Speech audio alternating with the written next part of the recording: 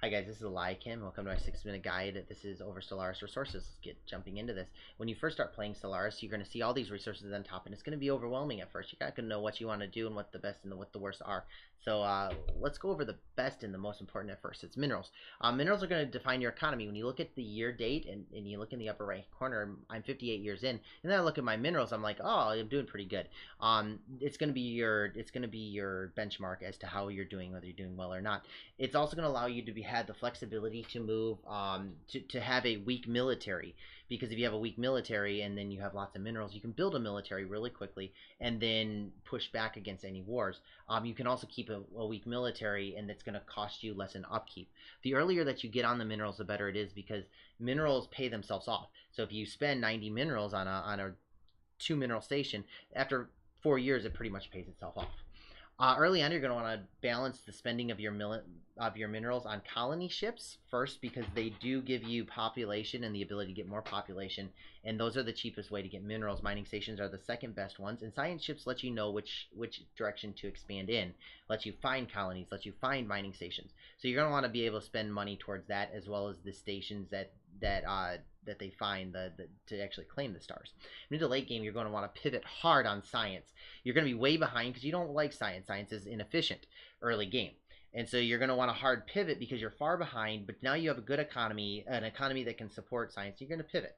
If you're maxing out on minerals, you're doing something wrong. You want to build a lot of fleet in order to reduce your income of minerals, because then you have a diplomacy tool. Whether you're going for war and using the fleet, or you're going to be peaceful and you're going to use the fleet in order to get diplomatic concessions, or diplomatic agreements.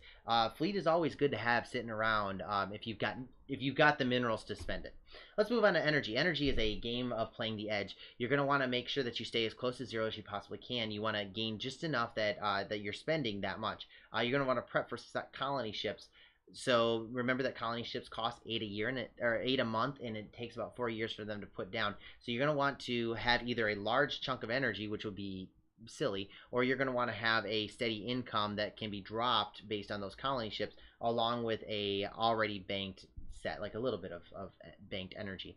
Late game, you're going to want to bank a lot harder. If you look up in the corner, I have 5,000 at this point, and 5,000 is a good number because you end up finding traders and scientists and artisans, and those people will end up giving you things for energy. It works like money, but early game, you're not going to spend that.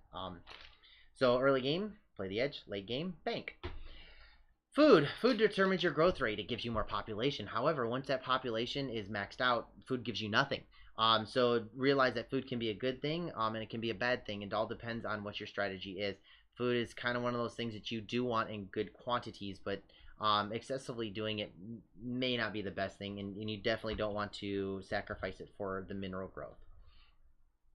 Science is expensive to upkeep. The discoveries replace rather than upgrade, and that's key, because when you get a Corvette, your early game Corvettes, just the base hull is actually kind of efficient mineral wise, whereas the more upgrades you get, it becomes less efficient.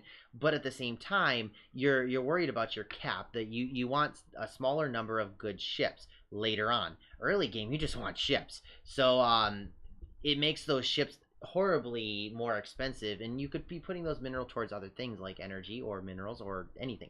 Mid game, you're going to want to pivot on science, because at that point you have an established economy, and when you have an established economy, you move into science. Society is a mild exception. I'm not going to go into it, but just realize society is awesome compared to the other two. We'll go over that in another video. Okay, influence. Grow borders and make claims. So when you go and take a system, it costs you influence. To be able to go to war. Normally, there's exceptions, but normally you need to make a claim on a system and then go to war and take that. There's also diplomacy that also costs influence. There's a bunch of other things that cost influence. You're pretty much set in how much you get. If you look, I've got ridiculous amounts of energy, minerals, food, 5 influence, which is probably how much you have around year 10 or 20. It doesn't change a whole lot. It's difficult to increase it. So realize that your empire is going to have a lot to say on influence more than anything else in this game, and that's going to be another guide is on influence. Okay, unity is progressively more expensive. Early unity is more powerful, so if you put down a unity building early, it's going to have more buying power than late game. That's because not only that not only does the second one and the third one and the fourth one cost more, but each planet and each system that you get makes it cost more and more and more and more. Um, so you want to watch out that because Unity kind of falls off late, but you can still keep up with it if you want to go that strategy. But yeah, early Unity is worth the money. Fleet station cap is increased through population, technology, through system count. You get it naturally. Realize this is not a hard cap. This is a suggestion. If you go over it, if you look at my on top, I'm 14 to 14. That's yellow. Just because you go red, that's okay. Sometimes it's worth it to actually have more fleet or more star bases, especially if you're capped out on minerals. Other resources are not going to be that important because you kind of get them along the way. You either get them or you don't. It's not like you can aim for them, or I mean, wars can be fought over them, I guess, but it's probably not exactly worth it. So I hope you guys enjoyed the first guide, and I will get back to you guys on the next one. Have a good one.